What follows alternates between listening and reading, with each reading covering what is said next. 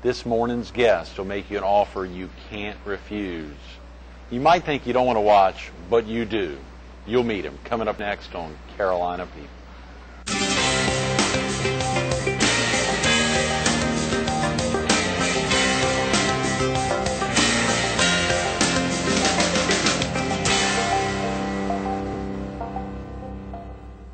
Good morning. Welcome to Carolina People. This morning we're at the Holiday Inn West on the Waterway in Myrtle Beach. We're focused on Computer Security Conference 2007, which was held here last Thursday and Friday at the Holiday Inn West. And we're doing part 2 of Jon Kibler, the Chief Technical Officer with Advanced Systems Engineering Technology in Charleston. Good morning, Jon. Morning. Thanks so much for coming back. It was great having you in on Wednesday. Of course, Cully Carson with Womble, Carlisle, Sandridge, and Rice was with us yesterday, and obviously Dr. John Stamey kicked off this week. Zeke Creech was with us on Tuesday, but it was so critical for our viewers having you here with us on Wednesday, thinking of some of the issues that you highlighted, not only at last week's Computer Security Conference here at the Holiday Inn West, but also some of the practical issues that our viewers need to be thinking about on a daily basis. I wish more folks could be tuning in this morning to get part 2 of you, but some real critical issues that a lot of viewers need to be thinking about. Definitely.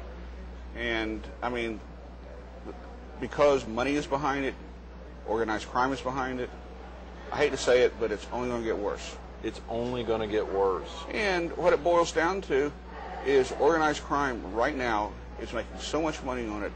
They're spending more money, according to most estimates that we see in the industry, researching ways to compromise computers than the entire rest of the industry worldwide is spending on security. So organized crime is spending more time and money to continue to compromise computers than everyone else can spend to try to stop it from happening. You got it. That is serious. Yes. I mean, we're being out-innovated and outspent by the bad guys. That's the bottom line. Well, what, for viewers sitting at home right now, should they think of just not to turning their computer on, John? Seriously. It's almost come to that. I mean, but if you're careful, you do it right, and you don't do the things that are going to put you at risk, then, yeah, you can probably continue to use your computer. If you've got up-to-date patches, you've got up-to-date antivirus, you've got up-to-date anti-spyware, you have a good firewall, and you don't do dangerous things, it's probably okay. In fact, I know organizations that have gone 4, 5, or more years and not had a single infestation in the entire organization. Is that right? And it's all because of good practices. And they're still interfacing with the outside world. Exactly. I mean, they're not just interfacing within themselves. Yes. I've got one client that when I started working with them a couple years ago, had 4 people full-time basically trying to keep the computers clean, and just by changing some basic things of the way they did business, they were able to cut it down to a half person, in terms of just, keeping the computers up and running. Some big cost savings for both large Yes. and small companies. Exactly. By doing this properly. Yes. But, you have to be aware of, where your risk. And for the average home user, instant messaging. It's a cesspool. There's no other way of putting it out there.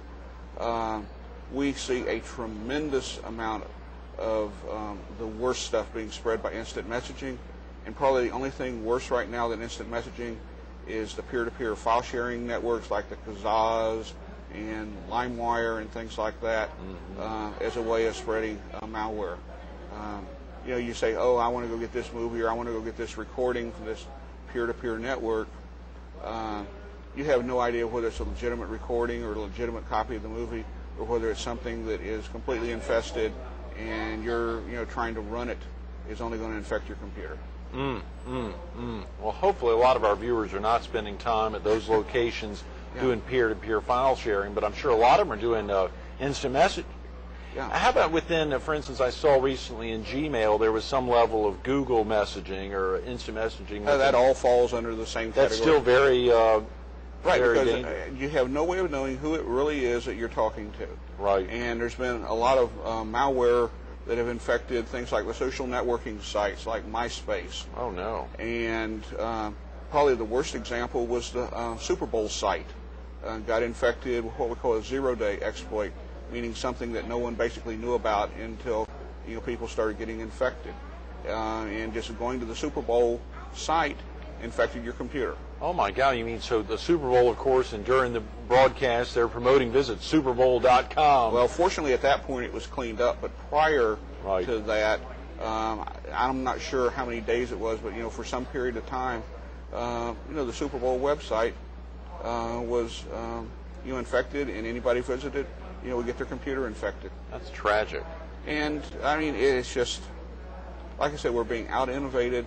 With ways of compromising computers. Well, one of the worst things, I think, for viewers and for just common people is we could be promoting, go visit this website. It's got great information about trees or about plants or candles, and we know we love it. We go there all the time. But by encouraging our friends and family and loved ones to go there, we're actually sending them to a hotbed of malware, a hotbed of spam, or a hotbed of Trojans. That's terrible. Potentially, but if you have up-to-date antivirus, up-to-date, anti-spyware, and you have it, configured to run actively all the time, it minimizes the risk. Good. The problem is that most people do not.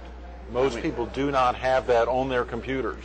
Either do not have it on their computers, do not have it set to run continuously, or it is not up to date. I even see that in major businesses.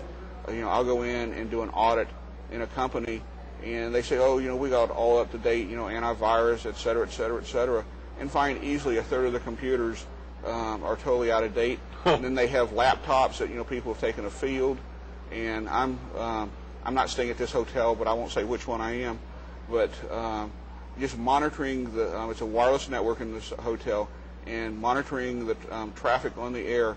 I saw last night when I first got on that there was 2 infected computers scanning the network looking for other computers to infect. And by the time I got off the internet, like 4 hours later, there was at least a dozen computers. So those 2 computers had proceeded to infect several other computers just by the wireless network. In the hotel you were staying in when you were in town for the conference. That is terrible. You were able to watch computers infecting other computers. Yes. What is a citizen? I mean, what is someone who knows that's happening? What do you do about it? Do you call the police, or what can you do? There's really not much you can do. Right. I mean, the problem is so bad that if law enforcement were to try to investigate every single incident, there isn't enough law enforcement agents in the world to handle just the problems we probably have here in South Carolina. Wow. I mean, like I said on Wednesday, the basic problem is that if you have an unpatched computer, your lifetime before infection on the internet is somewhere in the ballpark of 10 minutes. 10 minutes. When you turn your new computer on, if it's not patched properly, it's going to be infected. Not only on average. Yes, on average, but not only your new computer, but if you haven't been maintaining the patches to an existing computer. For a viewer who may not understand what you're talking about when you talk about patches, of course, a lot of folks hear patches, they think of something entirely different than related to computers. Okay. What do you mean? Okay, well, all software has bugs, and bugs we mean errors. People, as a software industry, we haven't figured out how to write good code yet, code that can't be broken. So we have to put fixes out for it, and we call those fixes patches, and all of the vendors, all the applications out there, just not Windows and Microsoft, but everybody out there on a regular basis publishes fixes for the errors in their software. And we have a tremendous amount of all the problems that we have in security, I would say for 3 reasons. We have bugs in the software that people are trying to figure out, or I should say successfully figuring out ways to use those bugs to compromise computers. We have insecure computer configurations.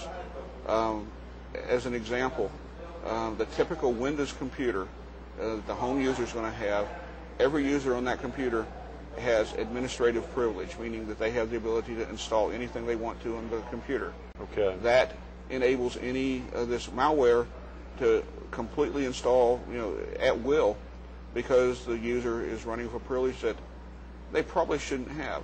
And the same thing applies in the corporate world. Too much privilege, bad configuration creates problems. And the other, I guess the only way to say it is, be blunt, and that's human stupidity. In fact, there's a T-shirt that's popular in the security community that says there is no patch for human stupidity. Oh, boy. I mean, you can't do anything about people doing things dumb. Not patching their computers, opening email attachments, going to opening email attachments from folks you don't know, you mean, right? Don't know or do know. Or do know. Yes. I tell people that if you receive an email and you see that little paper clip out onto the side that says it's got an attachment, and you weren't expecting it, call the person before you ever attempt to open that email, because a lot of the crimeware that's out there today will actually scan your inbox, your file folders, your address book, and look for people to send email to. That's terrible. So that if a friend of yours' computer gets compromised, you might receive an email from that person that is very similar to an email you've already received from them, but now has an attachment. So you say, oh, this must be some additional information on this subject. Right. You open the email up, and your computer's infected. Wow. And of course, oftentimes there may be, in that instance, if that's happened, what can a viewer do then? If they open an attachment and it doesn't have pertinent information, if it's just a blank screen, is that an example? Would it just be a blank screen, or is it possible there would be something that looks like it's from my friend, it could but be, it still could is be got either crud? If it is something bad and it's something that's fairly well known, it's relatively easy to block if you've got up-to-date antivirus and anti-spyware software. Okay. But, and this is the big but, antivirus and anti-spyware software can only block things that they know about.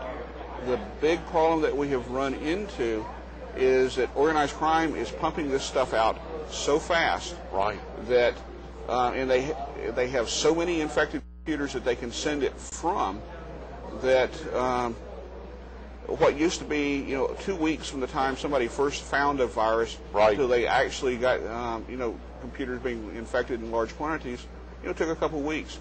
Now we're seeing a couple hours, and the vendors just can't keep up with the rapidity at which this stuff is spreading.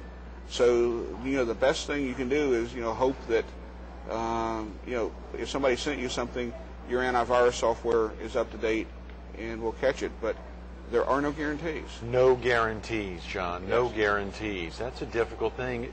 Do you recommend viewers, is there a website they could visit, a non-commercial website that viewers could visit to learn more about things they could do to try to protect themselves? I know on Wednesday you talked about the SANS Institute, SANS.org. Are there other websites? Yes, that folks probably the place to start is Department of Homeland Security. I don't remember the URL. I think it's DHS or USDHS. Right, sure, but if someone went to Google and typed in Homeland Security. Homeland Security security tips. Security tips, great. And they have, a whole list of things that you can do, to help make your computer secure. But they're kind of the same types of things that we've been talking about in this discussion. Yes. On Wednesday, after we wrapped up the interview on Wednesday morning, John, you talked about China and the significance of China being a good example for viewers to have an idea of what is not only happening in other parts of the world, but what may be impacting America in the very near future. Share with viewers a little bit of what you shared with me regarding China. Sometime this year, it's estimated that China is going to have more broadband connections, meaning things like cable modem or DSL, than the entire rest of the world put together.